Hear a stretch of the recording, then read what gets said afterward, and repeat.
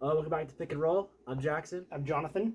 Um, yeah, we're talking. We talk all things NBA from stars of the past to what's going on today in the NBA. Today we're gonna be doing our MVP or DPOY and a Rookie of the Year predictions. So, pretty excited. Um, I'll go first. My Rookie of the Year. Um, I know it's kind of everyone's answer right now, but Yeah. Cooper Flag. I mean, I don't really see a second option there. Maybe Ace Bailey if he kind of showed out like crazy, but Cooper Flag, I mean, even the preseason so far. I don't know if you've seen that, but he's already looked pretty hot in preseason. So, Yeah, I think we're all on the same page here. Cooper Flag, I feel like it's his rookie of the year to lose. So barring some injury or some unforeseen thing, it looks like it's going to be him. Not saying that it's a weak draft and he's the only person. It's just that he seems to be head and shoulders above everybody else. Like he seems to be far ahead. The only question mark might be Dylan Harper. And then every year there seems to be somebody that was kind of underrated or undervalued or just is in the right situation where they really flourish. I'm wondering, I put here a question mark with Ace Bailey.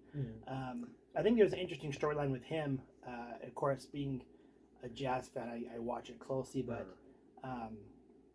the Jazz are still in a rebuild, and if the preseason or pre-draft rumors were true, Ace didn't want to come to Utah, it might be a good chance for him to show what he can do to increase his trade value, that type of thing. So I could see, or if the Jazz want to keep him happy here, to give him the reins of the team and say this is your team, and let him kind of just run wild. So there's a question mark where Ace Bailey could really show out and be in the contention for it. But I think you're right. I think at the end of the year, it will be Cooper Flag that has the Rookie of the Year. Absolutely. Like even the Olympics last year, the select team, I don't know if you saw a clip of him scoring Anthony Davis a couple times. Like that was, from there I kind of knew he was NBA ready. Even in college, he looked great. Even in high school, his senior year, he was looking amazing. He's kind of been on everyone's radar after obviously when Young was drafted. He was the next in line to step up and take that role as the consensus #1 overall pick. Yeah, Ace Bailey. I mean, for the same means he didn't want to go to Utah, so it's either gonna be he hates Utah and is like Ben Simmons and just doesn't play at all, and it says, I don't want to pay for a team like this, the Jazz. I mean, Jazz on a rough situation right now, but or he's gonna show what, this is what everything missed out on. You didn't want to pick me up earlier, right? And these other draft picks, I'll show you what you missed out on, right? So it's definitely hit or miss with him. So I guess we'll see, but. Again, Cooper Flag is just, like you're saying, just head and shoulders above everyone else. Just by far, I think, the best player in the draft. I agree. My defensive player of the year, I have Wemby. I mean, I feel like, that's a pretty easy answer. Last year, he should have won it if he didn't get, if he didn't have those blood clots. Yeah, if he was eligible, yep. He's even then, I'm pretty sure he, more than doubled the DPOY winner. Just he was just, it's so hard to score on him, 7'5" or whatever, and you're not. It's so hard for him because he's so agile too. He's just so hard to score on. So, I just feel like it's honestly not Rudy Gobert can maybe put another run of the money, but I feel like with voters fatigue because he's won it so many times. I think he really just has the clear shot. Again, it's his to lose. You have to defensive monster season, or when he has to get injured. Other than that, when it's Wemby's. Yeah, it's Wemby's. Or I think so. He's my pick as well to win that. But I'll throw in there another candidate. Chet Holmgren was kind of, I see as a dark horse in the race. As much as SGA was obviously the MVP last year and kind of the heart and soul of OKC. Yeah. The defensive end, Chet was the shot caller, which oftentimes the center is on defensive end. But he's basically the same size as Wemby. Doesn't have as many offensive skills as Wemby, but he has the length and the speed that Wemby can. So on the defensive end, I could see Chet maybe making it a battle for it. And then as you said, Gobert, I feel like you never count Rudy out. When Wemby's good, Wemby's great. Yeah. But Wemby can be inconsistent, and he's prone to injury the first couple of years. Gobert, if nothing else, he's consistent. You look at his career, with Utah, now with Minnesota. He's consistently great. The only downside I see is if he were to win, even deserving, it's almost like a Nikola Jokic type thing. Even if deserving, do you really give a person a fifth? And at that point, would be the greatest defensive player of all time. Exactly. Yeah. No one's going to give that to Rudy. Yeah. Deserving or not, no one's going to want to give that to Rudy by giving him the fifth. But he's always consistently up there. And it might not always be the blocks and the rebounds, but the defensive win share with his team. He anchors that defense, and he changes so many shots that come near him. But again, so does Wemby. So I'm with you. I think it's Wemby's to go. I think Chet might get a second, but I would not be surprised to see Gobert in the voting again in the top 3, top 2 to get that. Absolutely, yeah. Chet again, or Chet. I don't know how to say his name. He is right up there with Wemby. I just feel like Wemby is just I think the size of the van just makes it like just that much of a difference. And again, like I said, the offense ability just makes it that step ahead. But yeah, Rudy just been so good for so long. But again, like no one wants to say Rudy's like the greatest defender of all time. Like I don't know who is. Like that's just like a hard topic to discuss, really. But say Rudy almost feels wrong. I love Rudy again. I'm a Jazz fan, but saying he's the greatest defender of all time, I just feels icky. It's hard, yeah. Yeah, so I don't know. Yeah, like changing the shots even. Like it's not always on the stat sheet, but it reminds me of the one time in the playoffs with the Jazz, Rudy contests the shot, the guy like jumps up and just doesn't shoot the ball because Rudy's in front of him. Just travels, yep. So yeah, because just like a 7-footer who just like is notorious for blocking shots and was so good, like. It's like I'd be scared to shoot on him. I'd do the same thing. Anyone in the world would do the same thing. So totally get that. I'll go to MVP again. Basic answer. I'm saying Jokic again. He should have won last year. Let's be honest. Shea is bonus fatigue. Jokic, I feel like had like one of the greatest seasons of all time because he does it so much and because he has like little package for the game. At least that he shows. He loves horses more than basketball. It's kind of funny. Yeah. I just feel like they kind of just didn't really care about it. Like, he was like putting up like legit all-time numbers. Shea was obviously great. Like, did not discredit Shea at all. Like, Shea did great. He carried to the finals and in the championship, right? But Jokic, like, I don't know. I feel like it was probably because of the record. I mean, the Thunder have a way better roster, but honestly, if you're talking like one-on-one players, I'm saying Jokic probably every day. Like. Yeah. I agree, and I totally agree. And I think with MVP, there's kind of 2 trains of thought that people will go with. One is it's who is the best player on the best team. Yeah, and that was SGA last year, and it could potentially be SGA again next year. But my perspective, the one that I like to go with, is if you looked at every NBA player, and you were to start a new franchise, who would be the first person you would pick? And I think that answer is Jokic.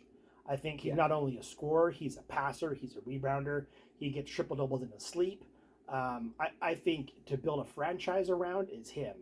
As we said in the previous episode, if you have Jokic, you're already 80% to a championship. Like you're almost there already. So I think I agree. Jokic is the best player in the league, best player on the planet right now. But it might be voter fatigue. I could see SGA coming out really strong this year because he wants to show that he deserved it last year. Yeah.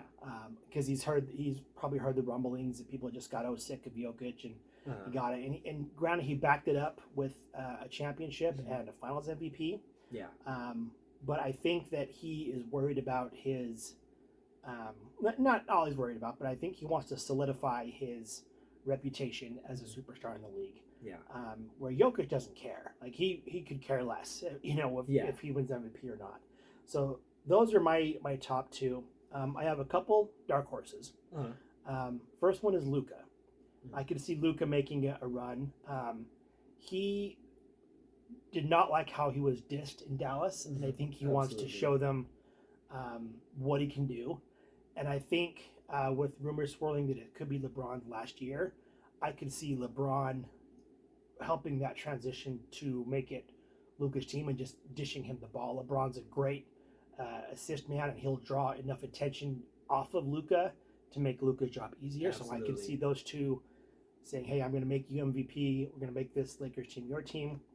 And my other one is Spida, Donovan Mitchell. As we kind of said before, the East seems wide open this year, and if you're going with the best player on the best team, with that philosophy, you could see Spida doing that with the Cavs just running away in the East and him being the best player on that team. I could see him having a case, and of course, dropping in near 70 or another 70-point game probably wouldn't hurt his cause so absolutely. much. So those are my dark horses as well. But I agree. I think logically it's got to be Jokic, unless, again, I want to say some injury or something, but assuming everyone's healthy at the end of the year, it's got to be Jokic. He's the best all-around player, and he does it without even trying, which is what's amazing. I know. Yeah, I'd say, honestly, less of a dark horse, but like Luka, I agree. I feel like he honestly, not even a dark horse, I think he's like legit a contender. He should have won it years ago, to be honest. Yeah, Giannis and Jokic and beat him and great, but Luka's been so under the radar. I feel like no one really sees him like the potential, and I feel like now that he's like, I don't know if you've seen him, he's like lost a ton of weight to kind of spite the that hatred, or not hatred, but like the disrespect he felt. Like he's gonna be like, you know what, I'm gonna go out and kill the NBA this year. I'm gonna show them what they missed out on, right? Luka's the type of person that's very nonchalant, very go with the flow, until he gets angry, until he gets ticked off. And if you give him a reason to, he's going to show out. And I think that this is going to be a redemption year for him because of how things went with Dallas, how they caught him off guard, then the comments they made afterwards. I think he's going to have a chip on his shoulder every single game. I just remember as a Jazz fan when we played Dallas one year, and Gobert happened to be guarding Luka and held him to like a measly 22 or something like that on some terrible shooting percentage. And the rumor was, we figured out the key to stopping Luka. We just put Gobert on him, and Luka didn't like that. So the next game he came out, and we tried the same strategy, and he scored off for 40 plus on Gobert. He's just when he has that chip on his shoulder, if anyone disrespecting him or doesn't think he's as great as he is, then he comes out with the attitude. And I think that's going to be the entire year of just showing what he can do and how foolish Dallas was to let him go. Absolutely. It reminds me of the like series against Phoenix, with Chris Paul. They go down and like everybody toughen they up. He goes up that game 7, they blew him out. The first half was like 60 to 5 points. Like they just killed him. Like it was a massacre. And the meme that spawned from that of him smiling at Booker. Devin Booker, yeah. Oh, that was awesome. You don't want to wake up the dragon. You don't want to take him off. I know, yeah. Luka, I feel like this year with that chip on his shoulder, he's gonna he has again. I don't even say I disagree on the dark horse. I think he honestly is number 2 for me. I think it's Jokic and Luka, and then probably Shea, right? He's out there killing it. For me, I would say my dark horse though would probably be Giannis. I just feel like if Giannis stays healthy, which has been an issue these past couple years, but let's be honest, Giannis, one of the best players in the world. I mean, I feel like again he's so good all the time. It's just underrated. Past couple years, he's third or 4th in the MVP voting. He should be higher up. The year Embiid won it, I think Giannis could have made a case for it.